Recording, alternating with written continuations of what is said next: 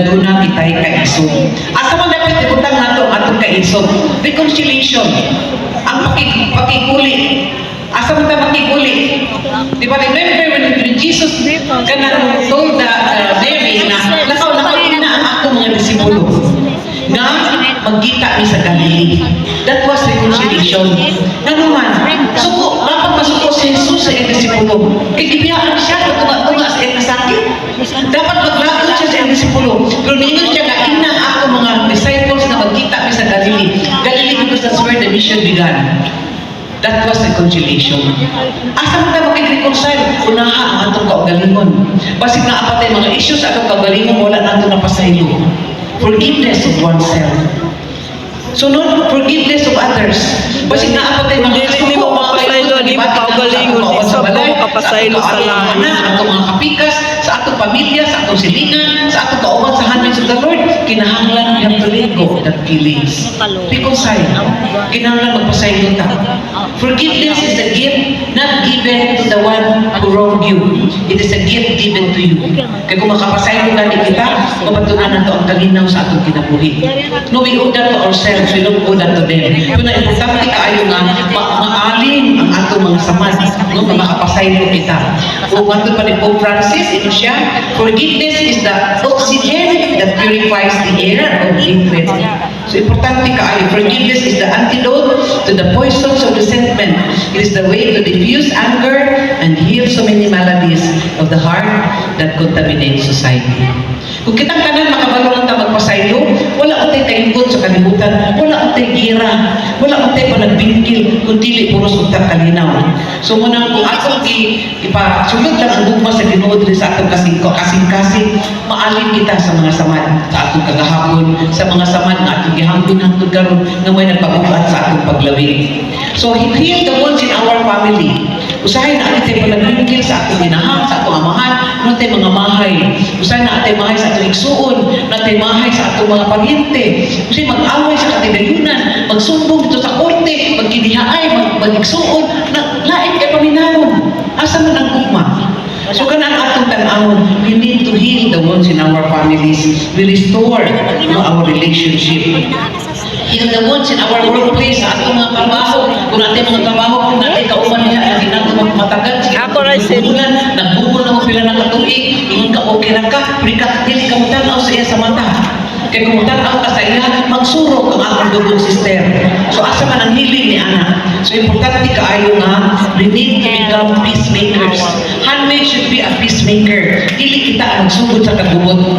Pwede ta magmarites, ino sila dautan ng marites, dili tanang marites dautan. Kaya kung atong gimarites kaayo, pareho sa Ginoo ni Mary Magdalene, nagmarites siya na nabanaw na si Jesus, magmarites sa sa uban sa kamaayo ng Ginoo sa atong kinabuhi, then life will be good. No, life will be full of rejoices, no, full of joy. Kaya importante kaayo nga, kita mahimo kaya naka-computer naman doon. Blessed are the peacemakers, for they will be called children of God. Ganahan mo anak, next one. May mo kitang anak sa Ginoo. Heal the wounds in our CFC community. Basi naman magmahay sa inyong mga kauban, kaya nagutang sa inyo ako bayari. January. So, basi naman na mo, ang na alimon. Ialin na to ang mga samad sa kagahapon. Restore relationship. So, mula importante kaayo mga ito ng pagpasaylo. Ikaduha, na asa kinanglan ang atong kusog, building new territories, expanding our horizon.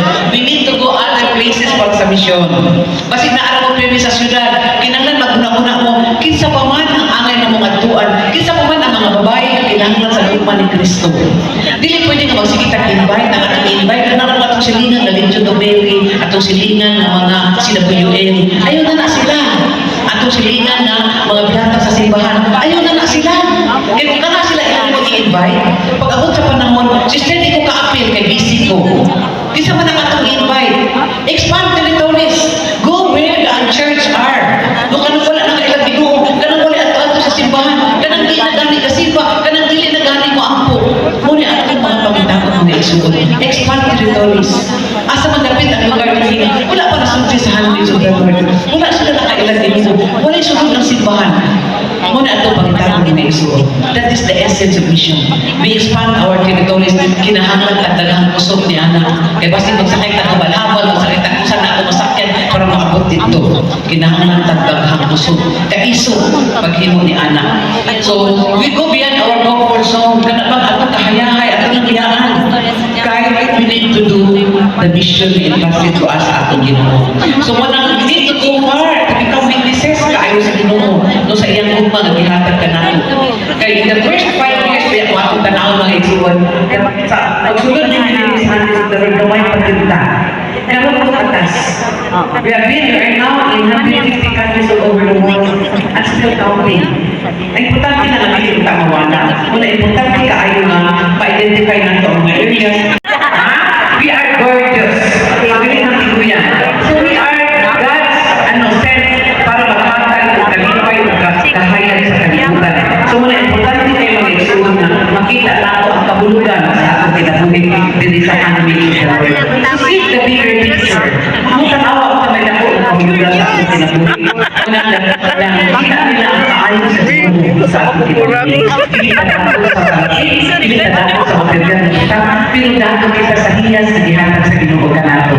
Amen? Amen. Nato mo, dili. Dato. Praise the Lord, we are so rich. Dato sa gugma sa Diyos.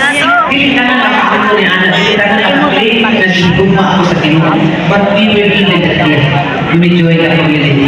So, ang ato papel karon is really, nabuhaton nato ang kahas na gihatag ka nato. Ano makahatag kita na hinayaan diha sa atong Ginoo. So, we serve, kung asa tinibutan, kung sa atong mga talento, atong gamiton, ano mas kulambo ang atong community. Mas kulambo kita sa atong pagkahanwit of the Lord. So, persevere in the mission in whom. Sa atong mental, atong be ka na ako niya ang purpose na ako sa Sundays. I have to bring more women back to the Lord. Pero kung ako na happy, picture mo makadala sa usa. Pero kung happy mo, you will bring more women back to the Lord. Are you willing to take the challenge, mga sisters? Okay, so let us hear our sisters na happy serving the Lord. Sisters, please come on stage. Mga tabagan sila.